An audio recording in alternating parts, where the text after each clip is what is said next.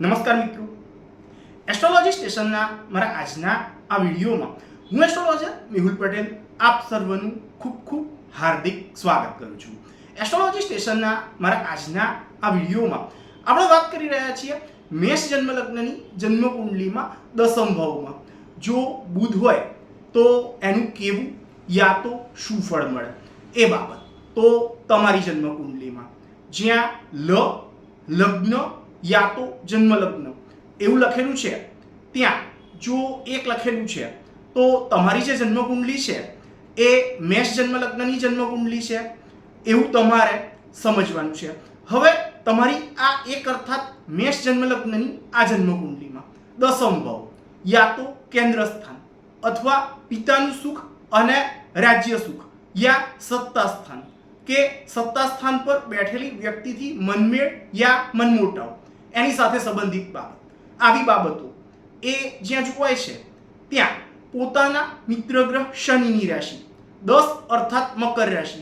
એ જ્યાં આવે છે ત્યાં બુધ નામનો ગ્રહ એ જો રહેલો છે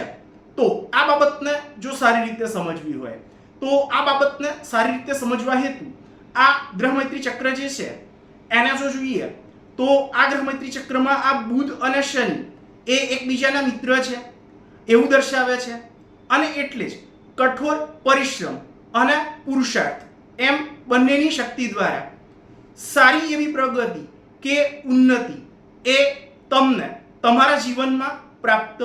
કરાવશે. તમારા ભાઈ બહેનો સાથે સંબંધિત બાબતની જો વાત કરીએ તો એમના તરફથી થોડો ઘણો સાથ સહકાર એ પણ તમને જીવનના દરેક તબક્કે દરેક બાબત યા દરેક સ્થિતિ કે પરિસ્થિતિમાં પ્રાપ્ત કરાવશે. પણ આ બુધ જે છે એ પોતે છઠ્ઠા ભાવનો અર્થાત રોગ, શત્રુ, ભય, પીડા, ચિંતા, વિટંબણા, ઉપાધિ,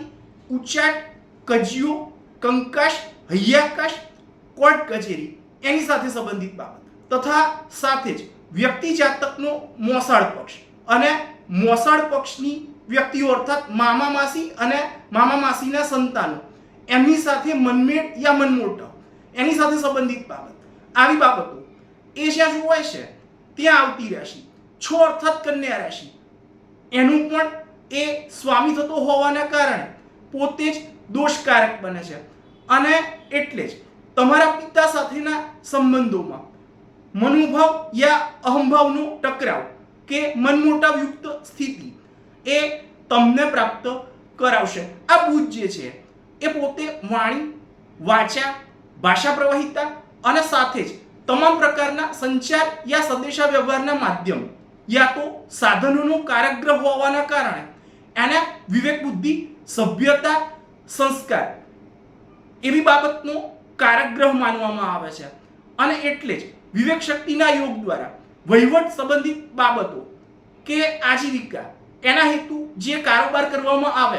એમાં તથા સાથે જ જાહેર કે સામાજિક જીવનની બાબતમાં માન, પ્રતિષ્ઠા અને સાથે જ સફળતા એ પણ તમને પ્રાપ્ત કરાવશે. સાથે જ શત્રુ પક્ષ એના પર વિજય પામનાર એવા એ તમને બનાવશે. આ બુધ જે છે એ પોતાની 7મી દ્રષ્ટિથી ચોથા ભાવને યા તો ચતુર્થ સ્થાનને અર્થાત માતા, મનની ઈચ્છાઓ, ઘર, જમીન અને સ્થાવર જંગમ મિલકત એની બાબતનું સુખ એની સાથે સંબંધિત બાબતો એ જ્યાં જોવાય છે ત્યાં પોતાના મિત્ર ગ્રહ ચંદ્રની રાશિ 4 અર્થાત કર્ક રાશિ એ જ્યાં આવે છે ત્યાં પોતે દ્રષ્ટિ કરતો હોવાના કારણે આ બાબતને જો સારી રીતે સમજવી હોય તો આ બાબતને સારી રીતે સમજવા હેતુ આ ગ્રહ મૈત્રી ચક્ર જે છે એને જો જોઈએ તો આ ગ્રહ મૈત્રી ચક્રમાં આ બુધ અને ચંદ્ર એ એકબીજાના મિત્ર છે એવું દર્શાવે છે અને એટલે જ માતાનું સુખ,